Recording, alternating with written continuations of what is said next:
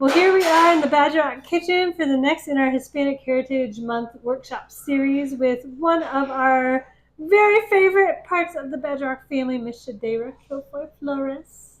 Thank you for coming back to us. De nada, de nada. Thank you for having me. Yeah. Do you want to introduce yourself, Shady, to folks who you might be new to and share what we're making today? I am Shadayra Kilfoy-Flores. Friends and family call me Shady.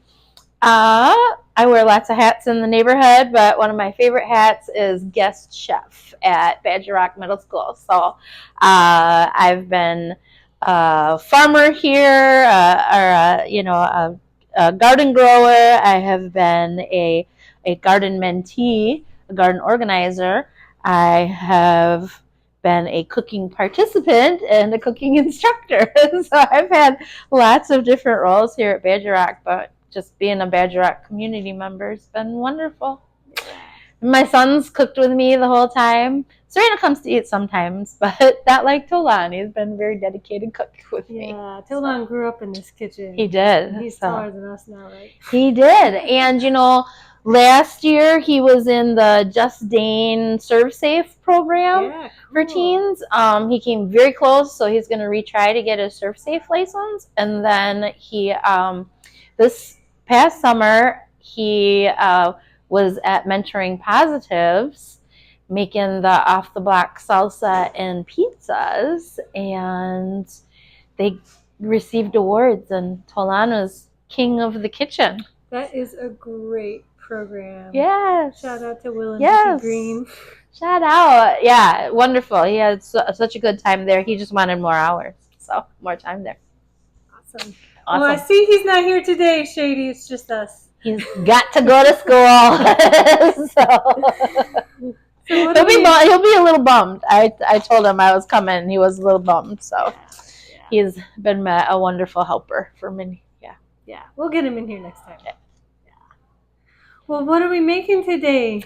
So we are going to make tacos de papa Dorados. So Dorados are hard fried tacos. So they're like crispy tacos with potatoes inside. And we're going to do potato and cheese. But they're kind of Mexican poor man's food. And they're so delicious and so tasty. But they should be every man's food, not so that's why we're making them. And a lot of people aren't familiar with like vegetarian Mexican food. It tends to be very dairy laden and very meat heavy, and so we are not going to have any meat in my meal today.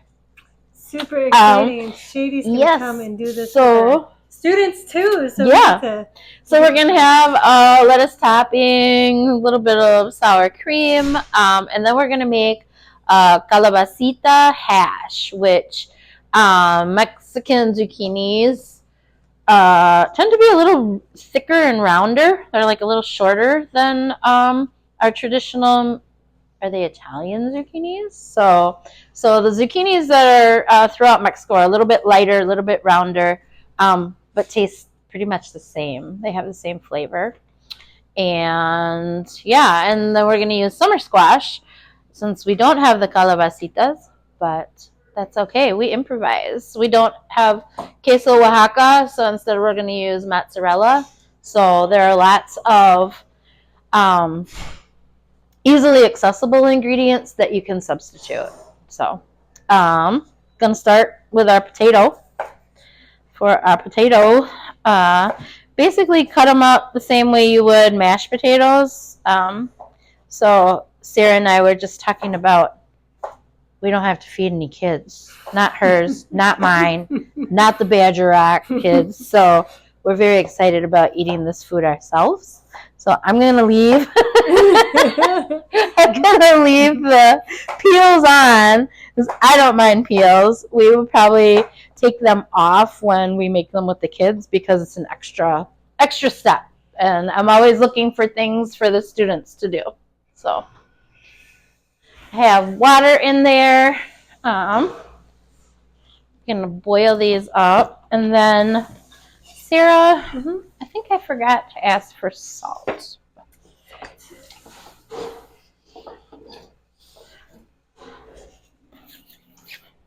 see. We have all this lovely Badger Rock produce. There's Badger Rock kale, Badger Rock garlic, Badger Rock tomatoes. So I'm excited to use all these ingredients grown right here. Yeah. Farm to table. These potatoes have been curing and the garlic has been curing. And this is a great time of year for this dish because all of these things can come out of your garden at the same year. Yep. So very often I'll say, "What do you have a lot of, Sarah?" Because then we know we have a lot of ingredients for the students that can come straight from the garden that we don't have to go and buy. This garlic, you said, was harvested in July. Yep. It's huge. It's huge. We usually harvest garlic about mid-July and then we cure it. I'm so excited. Until it's gone. Until it's gone. And it's almost garlic planting time again if you all are garlic growers. Yep. I do. Yeah. I've been growing it. It's been coming back. Yeah. Yes. It's exciting. And Tolan discovered garlic scapes this year. Oh, yes. So he was cooking this summer with the garlic scapes. For those of you who aren't familiar, when you grow garlic, the garlic grows and then it starts to curl. And that curly piece, you want to take that off. It's really tender and it's like a little bit more mild than garlic, but you can taste it has the same garlic flavor, and it's so good in everything, in stir fries. I put it in quiches, like all kinds of stuff, salsas. So anything that you would put, say, garlic or shallots in, you can use garlic scapes. It's good in soup. Yeah. And they're important to take off, too, so your garlic grows nice and big. Nice and big. Puts its energy into the bottom so this instead of the top. Probably curled like that. Yep. Humongous. I can't believe it. These are like ginormous. Yeah. This is exciting. This is also like the bigger the tooth of garlic, my understanding is usually the bigger the bulb it will produce. So if you use big, huge pieces of garlic, then you're going to get... I forgot to heat my pan. Yeah, and if you cure your garlic, you can plant the cloves from the same garlic you harvested. If you have a type that turned out really well, you can save those cloves and pop them in the ground and grow them for next year. Shady's got a beautiful community garden plot here at Badger Rock too. Yeah, I've been very lucky to figure out over the years like how to maximize it, how I can get like the most food out of my plot. It's been interesting. I've found I don't need more than 2 tomato plants because we can't eat all those tomatoes, even so many tomatoes. Yeah. And I enjoy canning, but I don't have the storage for it. So, but we make pickles every year and dilly beans, pickled green beans. We even made, Sarah taught us how to make pickled okra. That's one of my favorites now. I love that too. If you like okra but you don't like the slimy factor, that's a great way to de-slime your okra. I'm not a fan of that part of it. But it's supposed to be really good for your digestion, for your stomach, the same way that aloe vera is. In Mexico, aloe vera is really often put into like green juices. And so what I'm doing is I diced my onions, diced my garlic. I'm going to put those in first.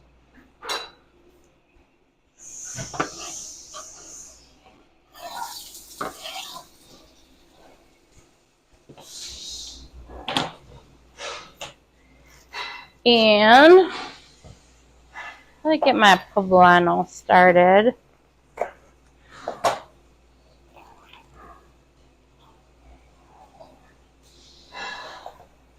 think I'm just going to use half of this.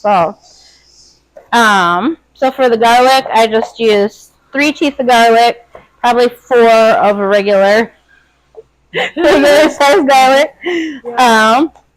These are poblano chiles. I left all the seeds in them. This side didn't have any, so you want to de-seed it. And hold on to those seeds till February. You can start your own poblano peppers. Yep. Inside. All of those, especially from the organic ones.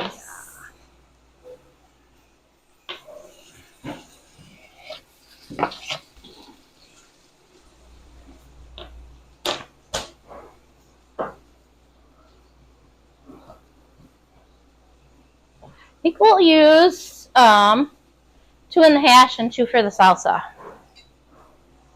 So 2 and 2.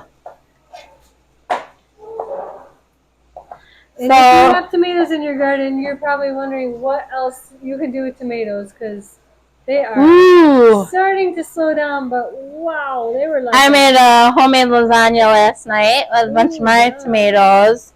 I made a homemade tomato sauce and used a bunch of summer squash in my lasagna. It was delicious. That sounds amazing. Yeah, I need some of this Badger Rock garlic though. That would. Well, I can send you home with some, Shady. I'm excited. I'm excited.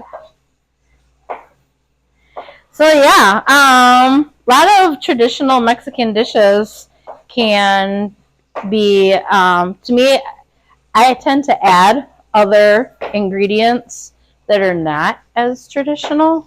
So I guess for a hash you could do it a little bit smaller, but probably more of a dice, but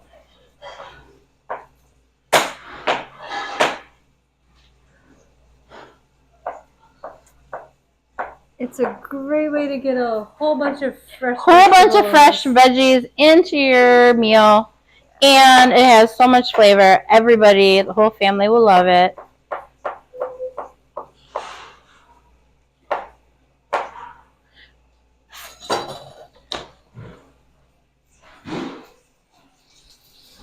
Let's see what's happening over here. Yum. Yum, yum.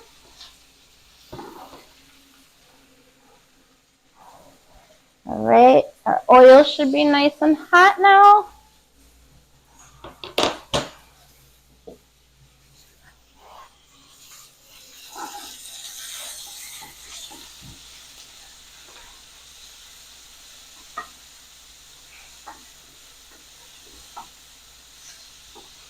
And Shady often spends part of the winter in Mexico, right? I do. I try to anyways. Yeah. But now that Tolan's a high schooler, and in high school we have a little more of a commitment. Yeah, you know, elementary school attendance wasn't quite as rigorous. Yeah. So yeah. we got to travel a little bit more back then. But oh, that's so colorful. So colorful. Wow. Now we're going to add more yellow to it.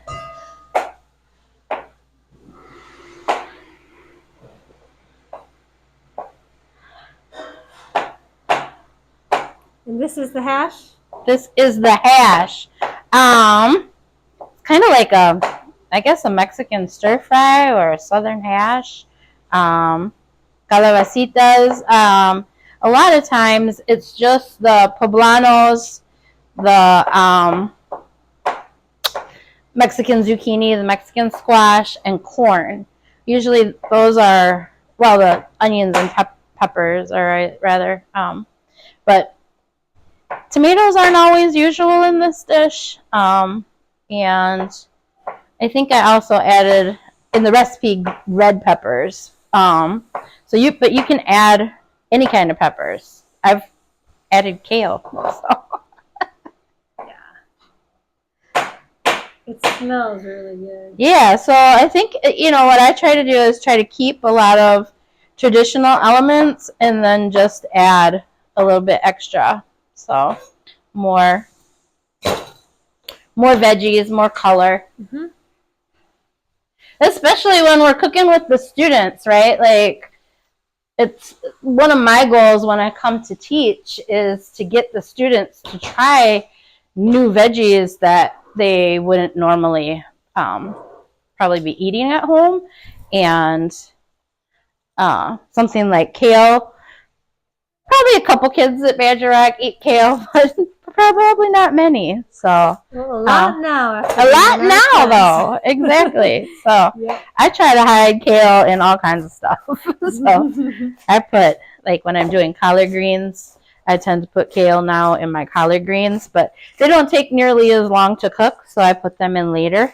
Yeah. I used to do like collard greens and cabbage, which is good, and now just add kale to that. So. Yum. Yum. Those dark leafy greens will keep you alive till you're 150, I feel like. That and my great grandpa swore by oatmeal every day. Mm. He had oatmeal for breakfast every day. And he lived to be 96. So. Yeah.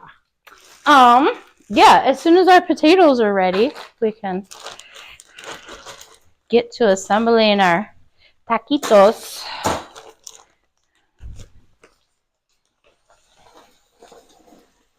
And there's absolutely no, like, you don't have to add them in a certain order.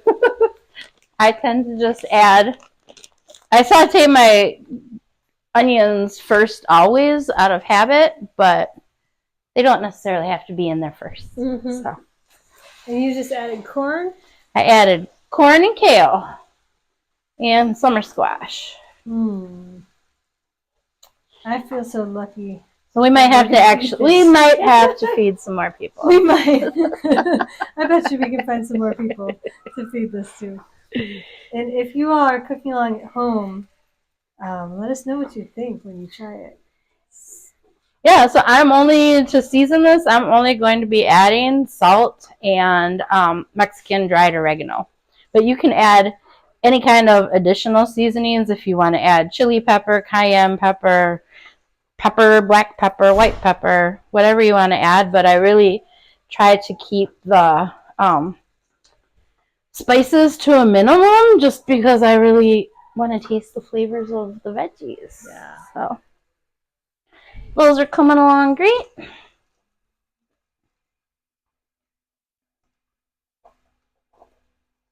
Oh, our potatoes are almost ready. Okay. Just that fast.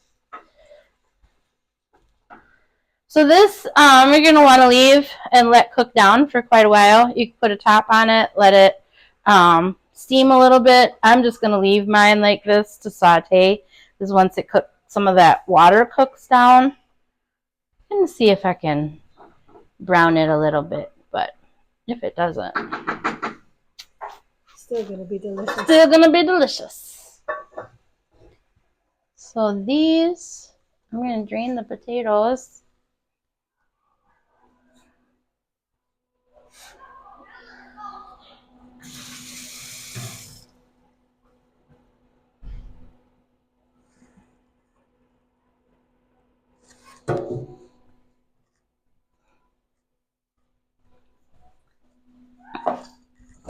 So I'm going to switch, put the potatoes in there to mash, and then start the salsa. So salsa, I'm just using 2 tomatoes and 1 serrano. And if you have normal garlic, then maybe 2 teeth. If you have jumbo. But if you have jumbo, you might only need 1 tooth. So we're only making a little bit of salsa, not a whole lot. This is my stove simple salsa, and that's it. That's it. That's it.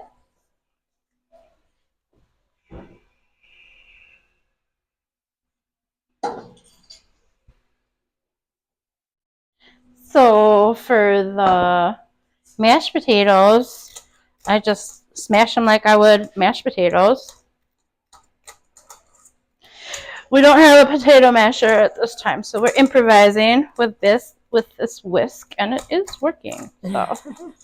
Our potato masher went MIA. MIA. That's what happens when you cook with middle schoolers and random chefs. Everything's community. Yep.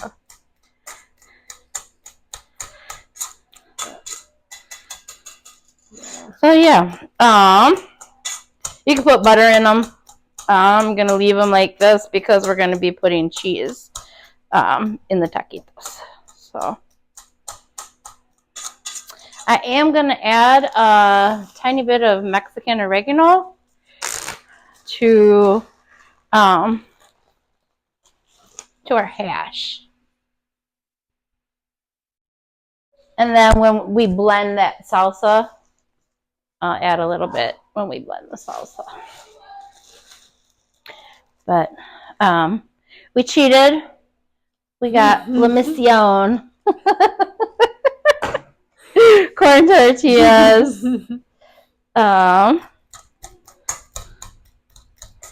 We have made our own tortillas with Shady before in this kitchen.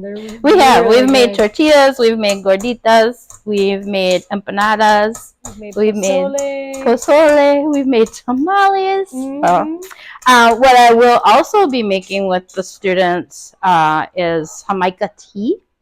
I forgot to grab it on the way here, but it's very easy, guys. Jamaica tea, it's the hibiscus, dried hibiscus flowers. You can get them at almost any grocery store now. Like, I love that you can buy them all over the place. If you're going to Woodman's, they're right by the Mexican spices. I like to go to Marimar. She sells them in bulk, so you can get like big, huge bags of them. Because I like to serve it to people. People enjoy it, so it's good. And it's kind of like you're just making a simple syrup. So all it is sugar, hibiscus flowers, and water. You can add things to it. You can add lime to it. You can add cinnamon, ginger. In Jamaica, the hibiscus is called sorrel. So sorrel tea is something that's really delicious. And that's the common way it's served and made down in Jamaica is with ginger. We've had sorrel tea in Egypt. Hibiscus tea is a regular part of there because it doesn't have caffeine in it, so it's something that children and anyone can have. It's really good. And yeah, if you come to a Badger Rock event, chances are Shady might be here. I might be here. So I tend to try to smash it a little creamier, like a little creamier potatoes, but these are fine. Sarah and I don't mind chunky. We love chunks. Leave it chunky if you want. Go creamy if you want. You know how you like your mashed potatoes. So. And I'm not really going to put any extra salt in there because there's salt in the cheese. So we do not have Oaxaca cheese. So we're substituting with mozzarella. And I think you could substitute with any kind of cheese. You know, shredded cheese, cheddar cheese, whatever kind of cheese you like. Make it good, make it yummy, and make it how you like it. Where do you like to get your queso Oaxaca if you use it? Do you have a favorite spot? At Marimar. Yeah. I'm very loyal to Maria because I've painted multiple food carts for her. Yeah. So having public murals like that moving around town has just been super exciting for me and my children and my friends who know that I'm the one that's painted them. I guess I haven't been super vocal about those being, you know, I painted those, but I did. And they're beautiful. And her food is just delicious. So yes, I love. Go at lunchtime. Yeah. So oh my goodness, she makes handmade quesadillas. The tortillas are handmade, and they have some of them have flor de calabaza, so squash blossoms, and then there's some other ones that are made with huitlacoche, which is corn smut. Is what I found out the technical term. So. Oh yeah, the fungus that grows on the fungus that grows on corn. It's super yummy. So I made these probably a little thicker than they need to be, but that's okay. This is doing great. It's quite a bit longer to get that kale nice and tender. So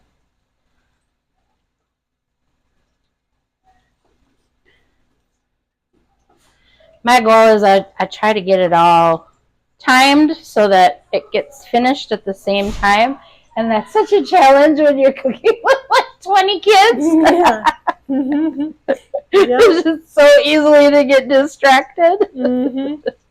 But somehow we managed to pull it off. Yeah.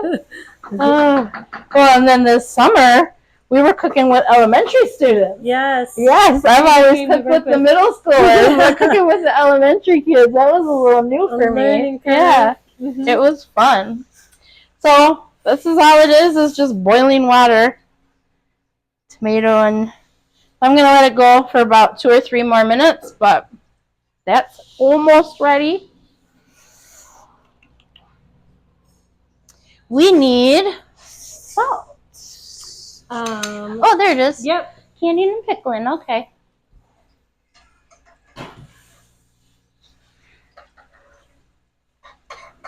And you're deep frying these tortillas? Yes, ma'am. So we're trying to make crispy tacos. You can use toothpicks also if you want to close them, but yum. And then you just fry them till they're hard.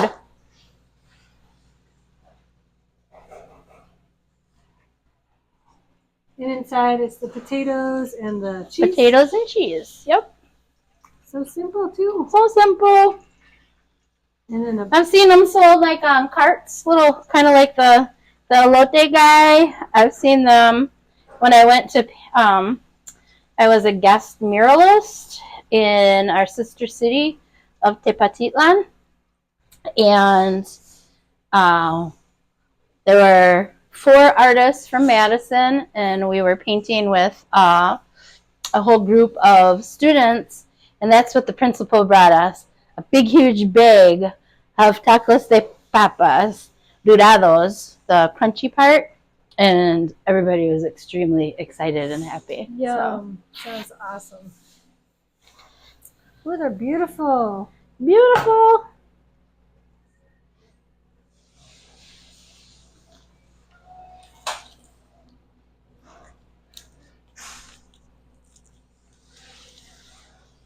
Yum, yum.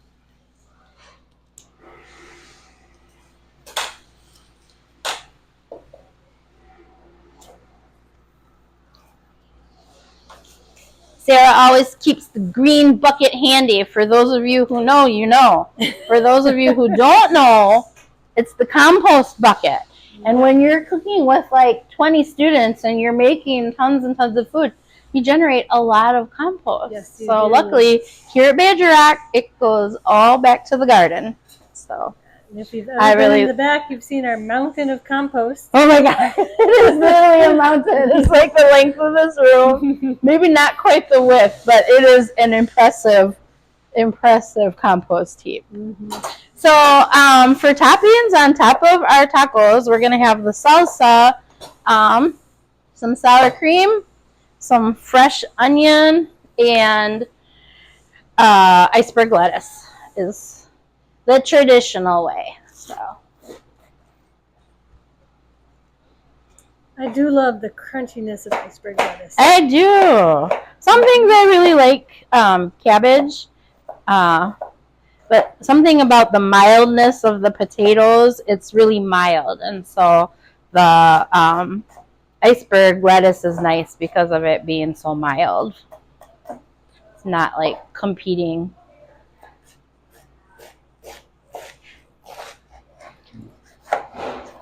Some people put lettuce in their pozole. I personally really like cabbage in my pozole because I feel it holds up to the heat better. Yeah. So.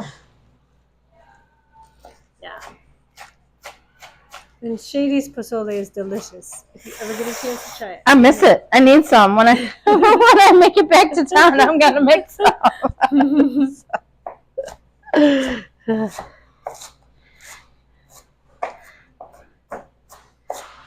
Yeah, so after I graduated from Shabazz, And after I graduated, I went and lived in Mexico on the Pacific coast for 6 months. Spanish immersion. So Yes.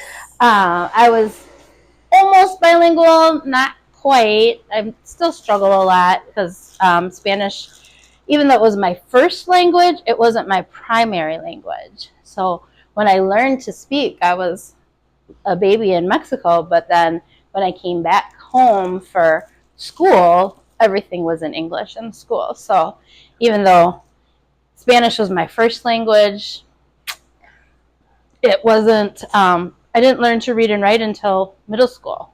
So.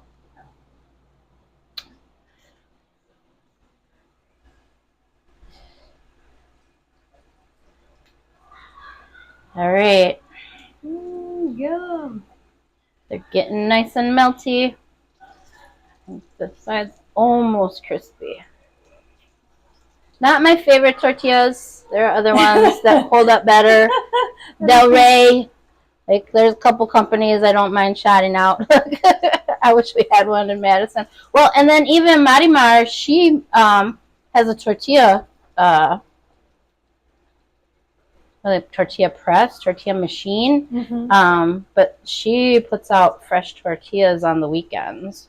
And Angel and Angel Flores. Oh, that's right. They make amazing tortillas. Yes. So tortillas, they do. Los Angeles. Look them up. Los Angeles. Yes, I get those. I get those from the farmers market that comes to my front yard. Yes, because they not only grow their own corn. Yeah. But then they nixtamalize the cornmeal to make masa. They do the whole process. They do the whole process. Yes. Exactly. Yes. Yeah, those are my favorite. I get those at the farmer's market in front of my house on Tuesdays. That's why I can't be here, Sarah. Yeah. I got to get my tortillas. And if you missed Sunday's workshop, check it out because it is them showing that process. So, yay! Yum. Yum. Do we have a blender? You know what? I was realizing our blender is upstairs. Oh. We are split between two kitchens right now because of our culinary classroom. The upstairs, downstairs.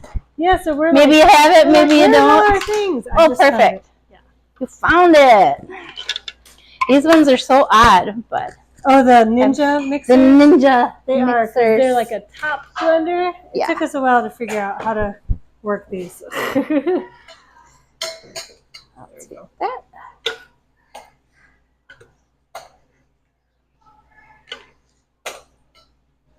I don't know. You know what, Sarah? Yeah. I'm a little leery of this chile. I think it's gonna nuke us. It smells really hot, and the seeds are in it. So we're gonna start small. This is my recommendation. If you don't know, if you don't know how hot the pepper is, maybe only add a part of the pepper. Yeah. Not the whole pepper. You can always add more. You can always add more, exactly. But you can't take it out. No.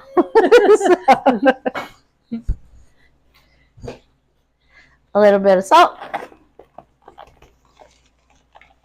And a little bit of oregano. So this is a really thin salsa. It's not like a thick, chunky salsa. It's more like almost like a tomato sauce in a way. But this kind of salsa is one of my favorite to make, to put on eggs, to put on tostadas, just whatever. It's a very fast, simple salsa. Yeah.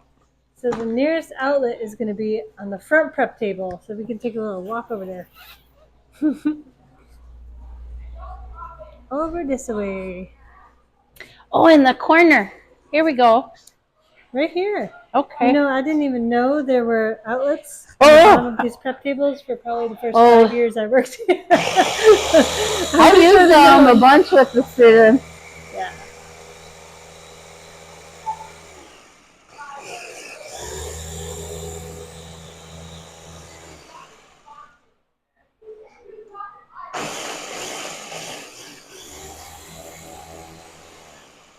And I do sometimes walk away from the stove. Not for long. Living on the edge, Sarah. We're living on the edge here. I think we're all guilty of that sometimes.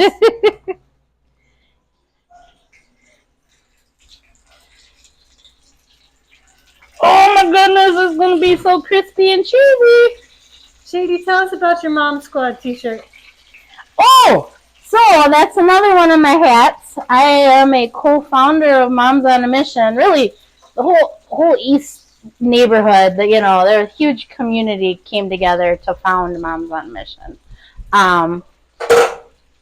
We hand snacks out to students at East High School every day, Monday through Friday, for a number of reasons. First is food insecurity.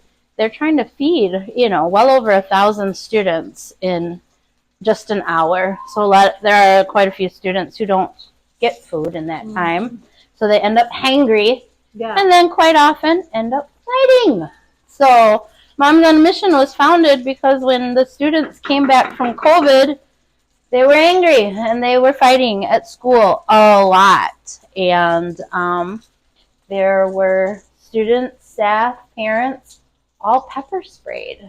And so parents got together and were like, what can we do? How can we help? And so I'm going to get some paper towels here. And so we founded Moms on a Mission, and we show up. The fights went from about 3 fights at lunch a day to 3 fights a week, 3 fights a month. And then luckily last year we only had 3 fights total during lunch. There was only 1 police call, and that was because a parent showed up and was naughty, threatening students. Really, our mission and our goal is to keep students out of jail. So it's jail and violence prevention, jail prevention, and food insecurity. But what we've noticed is that because of the consistency is we've built a lot of trust with the students, and they come to us for a lot more than just snacks. Yeah. So last year, one of our students was tragically murdered, and so we came together to help support the students and then to help support her family. We helped with the repast. And then over the summer, her sister organized a protest. And we went to support, but we ended up becoming much more involved. And it means so much, right? Like the level of trust that the students have for us. And then there's been quite a number of students who have come to ask about legal stuff. Oh, I heard that you know a little bit about, like the police and what to do about the police. And so that ends up happening as well. Some of the students who've been in fights and we've broke up the fights, those have been some of our best helpers who have come back, who haven't been mad at us for breaking up the fights, who've been really appreciative of us breaking the fights up before the police had to get involved. And so we have been giving out snacks now for 4 years. Last year we were giving about 200-ish students snacks a day. We're now giving about 400 students snacks a day. So we love donations and people can help us out with snack money. And volunteers, just people showing up. Like it's a lot to have to haul the water, to have to haul all the snacks. And then because of the construction on East Washington, a lot of people have thought that East Johnson is like a shortcut and just barrel right through. So we do a lot of traffic abatement. And then just advocating for the students. It's part of why we are not in the school and instead we're outside and across the street so that students know that even though we support you, we work with the school, but we're here for the students. Yeah. Well, we can put a link in the comments if you all are interested in checking out Moms on a Mission. Join the Mom Squad. Come hang out with us. With donations or volunteering. It's an awesome. It is. It's a great program. We hope to build out to other schools. It's all funding contingent. So if we're able to secure enough grant money, then we will be at other schools. Not only high schools, but middle schools have been having a lot of fighting going on as well. So I think it all stems back to lack of conflict resolution and really us as a society needing help with conflict resolution. How do we resolve our problems without yelling, screaming, fighting? And I'm still working on it myself, but I think, what I hope for, is for those kids when they're parents and they see that their kids are having a hard time, to just remember how valuable it was to have someone who showed up consistently. Yeah. Yeah, well, thank you for that work you do. De nada. So I'm going to plate, Sarah. Perfect. We're ready. Got some taquitos. Our hash is ready. And Shady's like many of us and doesn't necessarily use measurements for cooking, so we'll put the recipes, the basics in the comments. One of these, whatever you got. I'm just one of those use what you got kind of people. Yeah. So,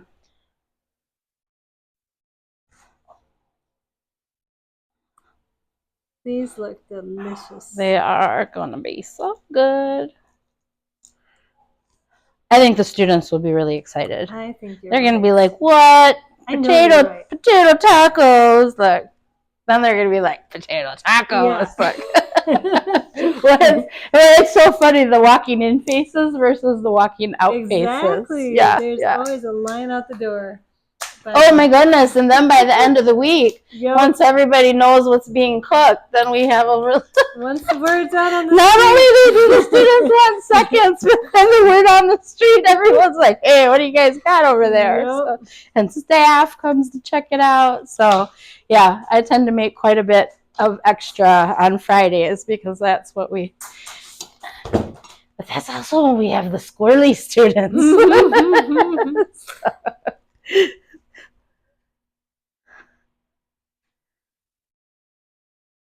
Oh, that smells good. Delicious. Wow. And we need something for the... There's a little spoon over there. On the, yep.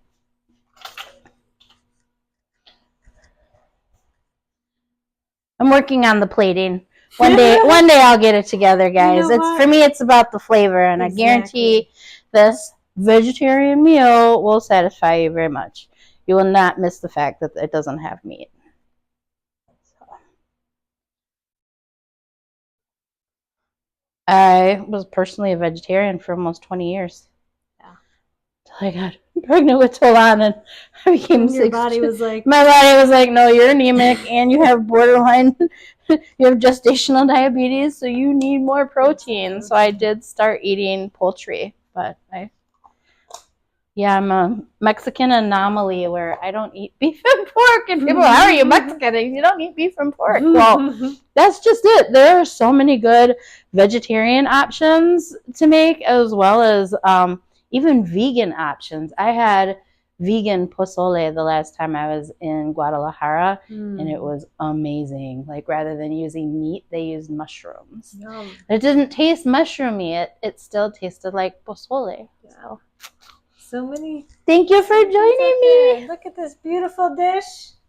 And thank you so much, Shady, for joining us. Thanks for having me. Can't wait to have you back to work with the kids. I'm excited. We will be enjoying this for the whole week together.